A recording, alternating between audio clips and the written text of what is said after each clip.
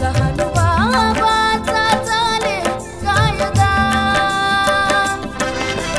जगाच्या कल्याणापुरी वायदा.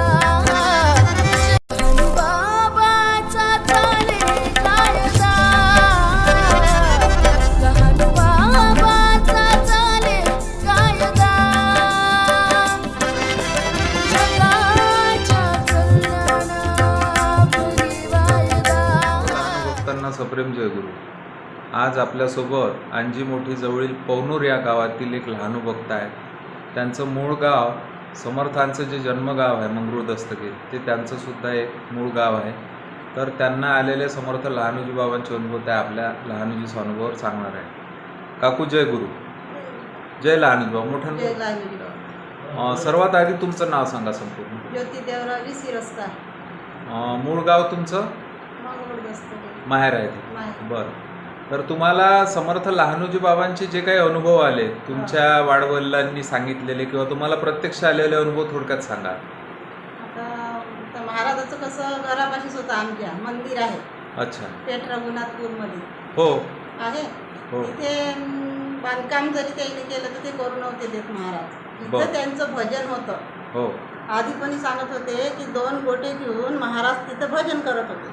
बर. त्याच ठिकाणी ते मंदिर झालं. असं. आता आणखी एक तर तिकडे गावात झाला आहे. हो. महाराजांच्या शंकर महाराजांनी जागेवर. बांधलं. हो. जन्मभूमी. हो. आता मी तिथं राहिली. बर. तिथं राहिल्यावर काय झालं का, मी कामाला जात होती परिस्थितीनुसार. भागवत बिगवत होती त्यांचं बर. तिथं. मग ते 7 दिवस माझे तिथंच जायचे कामावर. संध्याकाळी घरी आलं का आपण नमस्कार करायचं आणि आपल्या घरी जाऊन आराम करायचा. पेठ रघुनाथपूर मध्येच तुमचं घर आहे का तिकडे? मागेच आहे. मागे. आता विकलं मी. अच्छा. ते महाराज माझा जेव्हा कान फुटे, हो. खूपच वाहत होता माझ्या कानात. बर. मग एवढ्या तकलीफमध्ये काही सुचत नव्हतं, परिस्थिती गंभीर होती माझी. बर. तर महाराज एक दिवस माझ्या घरी पहाटे 4 वाजता पोराच्या रूपात आले. अच्छा. आणि त्यांनी सांगितलं का म्हणे लाईन्या रडत राहायचं, हा तंबाखू घे. हो हो. असं काय? त्यांनी तंबाखू दिला. ते हो. स्वप्नरूपी याच्यात हो. पहाटे. दुसऱ्या दिवशी असं वाटलं हे काय आहे बा चरित्र, म्हणून मी महाराजापाशी तंबाखू तर खात नव्हती, पण महाराजापाशी पुडी नेली आणि त्याच्या पाठीमागं तंबाखाची पुडी ठेवली. हा. आणि ते एक एक पत्ती मी 7 ते 8 दिवस घेतली. असं. मग काही दिवसानं मला तो आराम झाला 5-6 वर्ष. हो. मग पुन्हा काही कारणास्तव माझे मालक वारल्यावर मी इकडे आली. असं. 10 वर्ष मी आईकडे राहिली मालकाच्या त्रासामुळे. बरोबर. नंतर मग इकडे आली पवनूरला. पवनूरला आल्यावर पुन्हा तो त्रास मला चालू झाला. बर.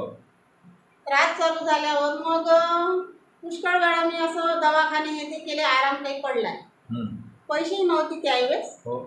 बसच कोणी मनाचं कुठं जाय आपल्याजवळ पैसे नव्हते. सेवाग्राम मी कधी पाहिलंच नव्हतं. बर. पण महाराज त्या दिवशी पहाटे एक दिवस इथेही आले माझ्या स्वप्नात. बर. आणि मला सांगितलं का म्हणे बाळा तू रडू नको, सेवाग्राम पाहून घे म्हणे, मी तुला समक्ष दाखवून देतो. बर. त्यांनी मला सेवाग्राम दाखवलं. असं काय? सेवाग्राम दाखवून दुसऱ्या दिवशी असं काय झालं म्हणून मी पुन्हा महाराजाची आराधना केली. हो. पुन्हा दुसऱ्या दिवशी आले म्हणे ज्ञानेश्वर नागपुरे नावाचे डॉक्टर येईन म्हणे तुमच्या आधारात, असे कोणीतरी आनंद म्हणे. हो. आणि त्यांच्याकडे तुमचं ऑपरेशन होईल, तुम्ही चिंता करू नका म्हणे. असं. महाराज असे बोलले. स्वप्न दृष्टांत दिलं. स्वप्न दृष्टांत. बर. मग मला तिथे ऍडमिट केलं. काही दिवसांनी काय झालं का, ब्राह्मणाचं एक पोरग इथं माझ्या घरी आलं, म्हणजे असं दुसऱ्या दिवशी. हो. बर. राहुल जोशी. हो. मला म्हणते बाई तुला असा असा त्रास आहे, मला समजलं म्हणते. म्हटलं हो बाबू, पण माझ्याकडे पैसे नाही. चाल म्हणते, मी तुझा भाऊ म्हणते, तू चाल म्हणते, मी सेवाग्रामला नेते. मग सेवाग्रामला नेलं मला. बर.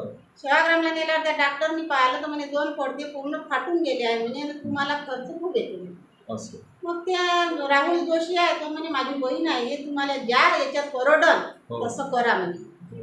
ते नागपुरे सरनं माझं ते पेशंट पाहिलं, काम पाहिल्यावर त्या बेडवर मला ॲडमिट केलं ना, तर 1 रुपया नाही घेतला सर. असं. 1 रुपया नाही. आणि माझं ऑपरेशन ज्ञानेश्वर नागपुरे नावाच्याच डॉक्टरने केलं. वा. महाराजाचे एवढे दृष्टांत आहे माझ्याजवळ. हो. अशी हा कधी घडलेली घटना आहे? हे आहे 2010 मधली. 2010 मध्ये. हो, 2010 मध्ये झालं माझ्या कानाचं. आणि तेव्हापासून व्यवस्थित ऐकायला येते तुम्हाला? व्यवस्थित आहे, बिलकुल बंद नाही म्हणतो मी. हो का? असंच एकदा महापूजा केली. मी साधारण तुम्हाला सांगतो महाराज दृष्टांत. हो. मी दत्त मार्गी आहे. अच्छा. महापूजा केली आणि आधी मी महाराजाच्या मंदिरात जाऊन सांगितलं का बाबा मी तुम्हाला नारळ शेला देईन बा. हो.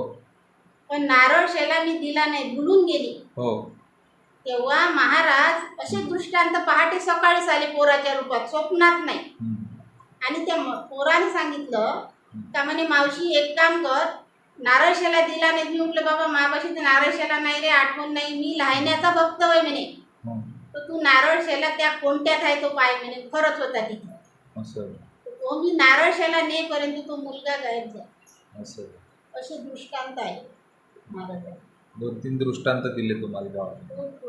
खूप असे म्हणजे त्यांनी मला कुठे नाही सुधरवलं बाबा, खूप आजही त्याचीच कृपा आहे माझ्या. असं काय? तर तुम्ही आता मंगरूळला जात असता का मग मध्ये?